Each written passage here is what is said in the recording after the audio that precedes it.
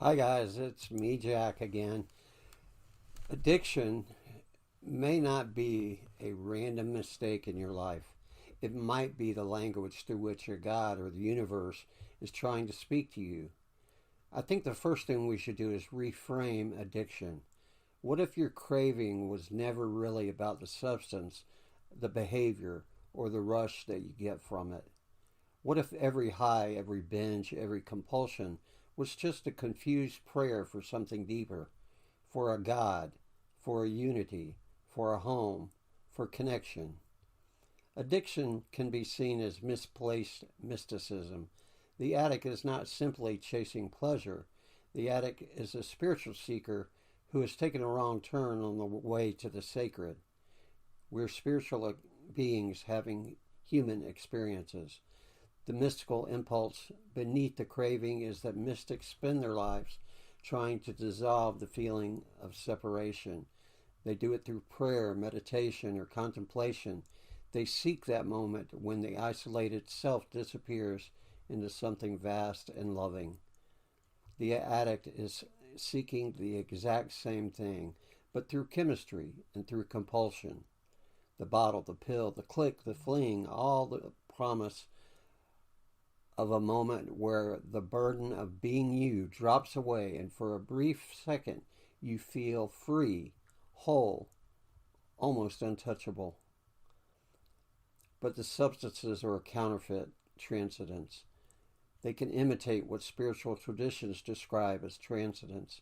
They blur the edges of the ego, soften the inner critic, and temporarily dissolve the sense of being a lonely fragment cut off from the whole. But this is a counterfeit version of union.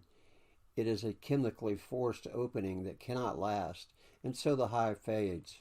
The walls slam back into place, and the feeling of separation returns sharper than ever before.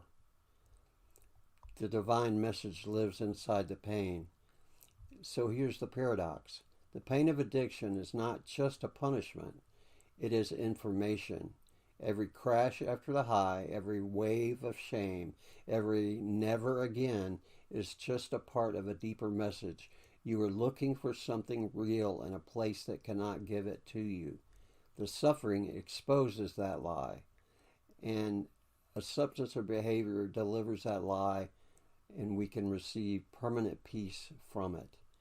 In this sense, addiction becomes a harsh but an honest teacher, showing that what you truly seek is not numbness, but genuine connection and presence. There's a spiritual homesickness involved. Beneath all the obsessions is a kind of spiritual homesickness, the soul of the remembering, faintly but stubbornly, that it once knew what it felt like to belong completely. You do not ultimately long for the drug, the drink, or the distraction. You long for the feeling that nothing is missing, that you are held, that you are one with life instead of exiled from it. The addict and the mystic are not opposites. They are twins separated by a single insight. Both are tired of shallow, ordinary consciousness, tired of a life that feels small and disconnected and almost mechanical. The mystic learns how to surrender into life itself, to let go without a chemical key. The addict tries to force that surrender from the outside and is left chasing a doorway that leads back into the same room. So it's an invitation, it's not a verdict or a judgment. When addiction shows up, it does not have to be the final verdict on your character. It can be read as a misdirected but sincere desire to encounter a God or a truth or wholeness. The question is not what is wrong with me. The deeper question is, what am I really trying to feel, remember, or return to through all this? And when that question is finally honored, an addiction stops being only a curse.